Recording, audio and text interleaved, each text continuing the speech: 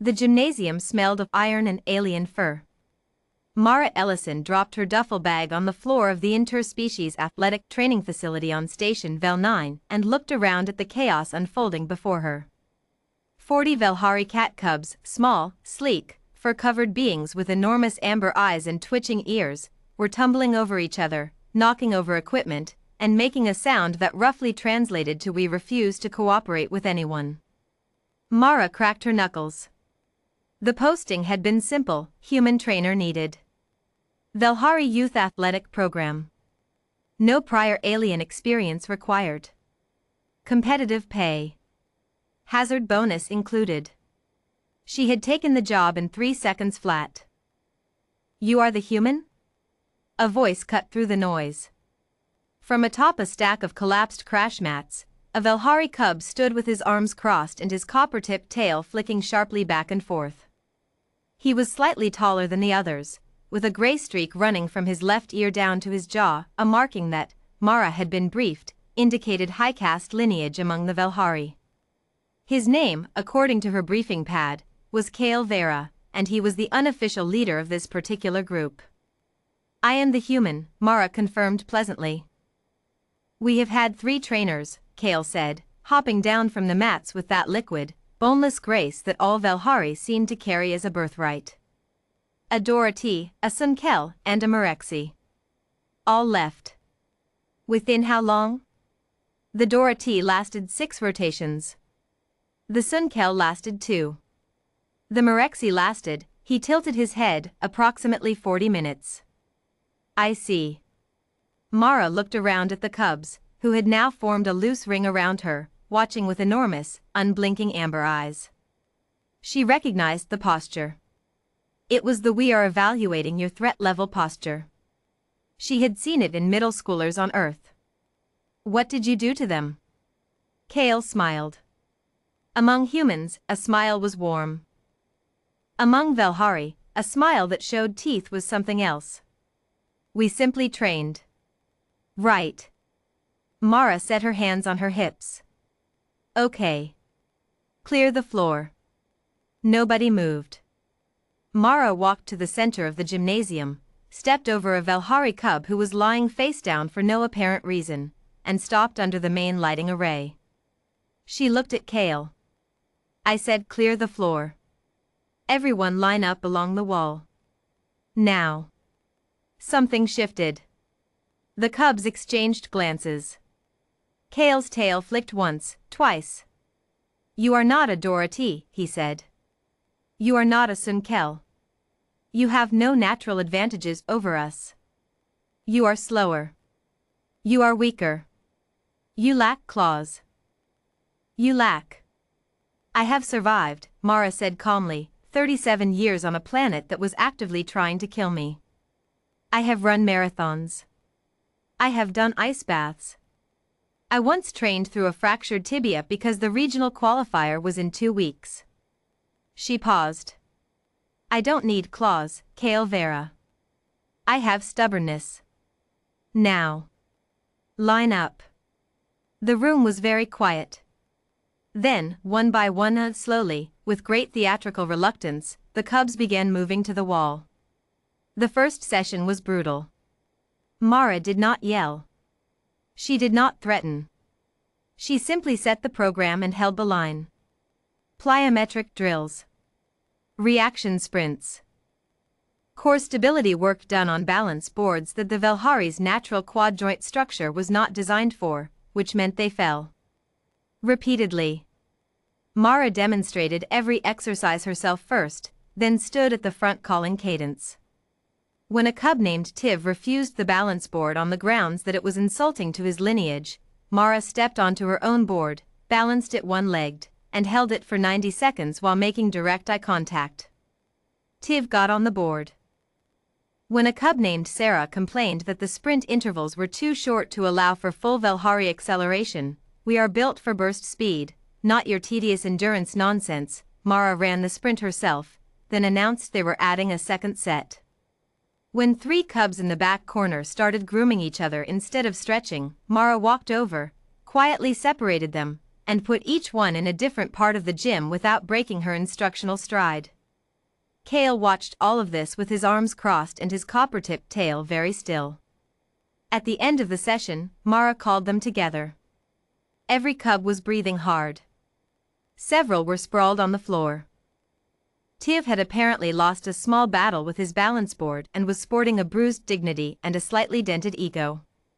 "Good work today," Mara said. "That was not good work," Kale said flatly. Tiv fell 4 times. Sarah's split reaction time was 0.3 seconds below standard. The back row. "I said what I said." Mara looked at him. "They showed up. They pushed through discomfort.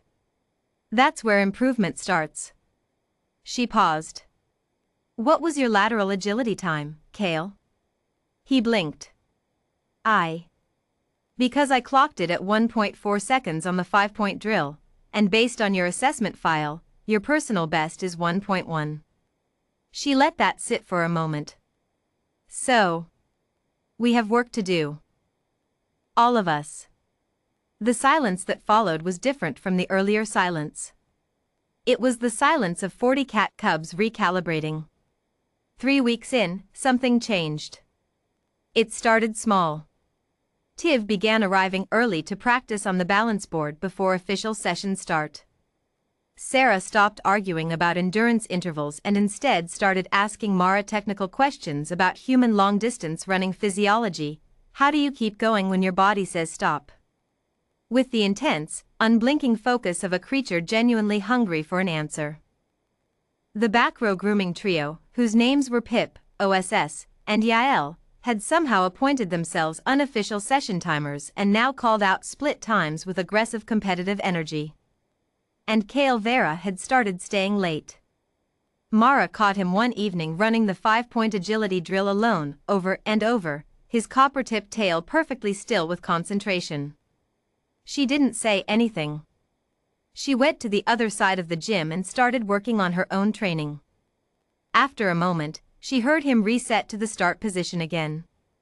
She smiled. On the 22nd day, Kale sat down next to her during the water break, something no cub had voluntarily done before, and said, without preamble, "Why do you not tire?" Mara looked at him. "I do tire. You don't show it. That's different." She capped her water bottle. Velhari sprint metabolism is approximately 3 times more efficient than human. You're built to explode. I'm built to last. She paused. But you want to know what humans actually are? At a base level? Kale's ears tilted forward. Yes. We're persistence predators, Mara said. On our home planet, early humans hunted by running prey to exhaustion. Not faster. Not stronger. Just, we didn't stop. Ever. Hours. Sometimes days. She looked at him. That's it. That's the whole thing. We just don't stop. Kale was quiet for a long moment. His tail curled slowly, thoughtfully, at the tip. That is, he said finally, actually terrifying. Yeah, Mara agreed. We know. At the end of the 8th week, the youth cohort ran their first interstation competitive assessment. 40 Velhari cubs against 3 other programs. Mara stood at the edge of the track and did not pace, did not fidget, did not do any of the things her body wanted to do. She watched. Kale ran the 5-point agility drill in 0.98 seconds, a personal record. Tiv held a balance challenge for 4 full minutes, long past the point where his instincts told him to leap free. Sarah ran the endurance circuit without complaint and without stopping, jaw set, eyes forward, running like she'd been told that something important lived on the other side. Pip, OSS, and Yael swept the team relay. When the scores were posted, the Vel 9 youth cohort had placed 2nd overall, the highest finish in the program's history. The cubs erupted. Velhari celebration, Mara had learned, involved a great deal of leaping onto each other and making sounds at frequencies humans couldn't quite hear but could feel in the chest. She stood in the middle of it, getting somewhat accidentally knocked aside by airborne cat cubs, and laughed. Kale landed next to her. He looked at her for a long moment, amber eyes unreadable, tail perfectly still. "You did not leave," he said. "I told you I wouldn't." The Marexi said that too. "Yeah, well." Mara grinned. The Marexi wasn't human. Kale regarded her with the particular, solemn gravity of a very young creature encountering something it hadn't expected to find admirable. Then, slowly, he held out his hand, palm up, the Velhari gesture of acknowledgement between equals. Mara put her hand in his. "Same time tomorrow," she said. His whiskers twitched. "Same time tomorrow." Around them, 40 alien cat cubs went absolutely, completely, joyfully wild.